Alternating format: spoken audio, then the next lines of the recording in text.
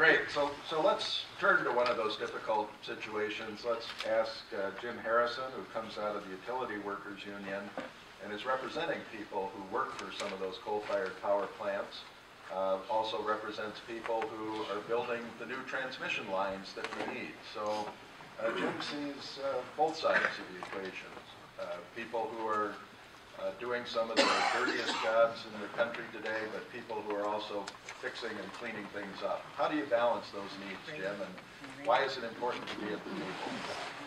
In this new technological and energy transformation, the new industrial revolution, if you would, that we're going through, we don't have to subscribe to making a trade between jobs that are green jobs, jobs that are supportive of the environment, and good jobs.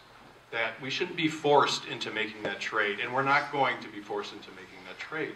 And that it's important for workers and their allies and the progressive folks to assert their power and to say that. Because if we don't, and if we don't work together in an effort to watch out for each other's back, then we'll be forced to do the same kinds of things that have happened to workers throughout history. And there will be winners and losers and victims in relation to transformation in what the new economy looks like. So utility workers, and when I say utility workers, I'm really referring to not just members of my own union, but also folks that are in the carbon-intensive industry. Folks that are in steel and cement and aluminum and glass and refining, because it's where the new frontier has a direct impact on that. Carbon, we believe, the utility workers understand that the EPA has the authority to regulate carbon emissions. And because of that, that's got impact on how electricity is generated currently. But there's a lot of work going on, as we all know, in what the new generation of electricity generation looks like, right? What the new technology looks like. Power plants right now are large industrial sites and employ a lot of people, and in many cases are the identity of a community. A typical power plant uses mariners and railway workers to get, and mine workers to get the fuel to the plant.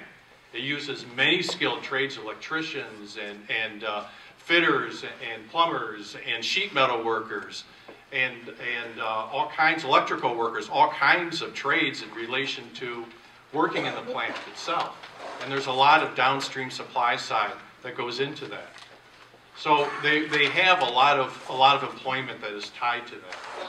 So when looking at that, it's not unreasonable as plants retire and as we look at transitioning skills and skills of all the workers that are very high skilled that are in either supportive trades or in the electrical industry itself, look at ways in which we can capitalize on the skills that they have and transition those skills into work to help modernize the grid, as an example.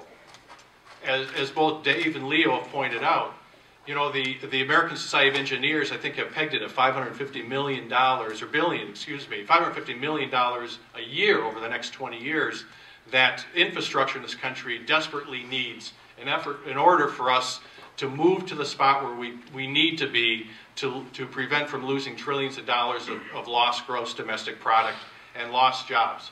So there's an opportunity here in order that we can capitalize on to transition workers in good-paying jobs into other good-paying jobs in the industry sector. When plants back in the 90s and early 2000s, as the energy industry was becoming deregulated, utility companies said, you know what, we have sunk all this investment, we have planned for investment over 20 years, we want to make sure that we don't lose the money that we've invested.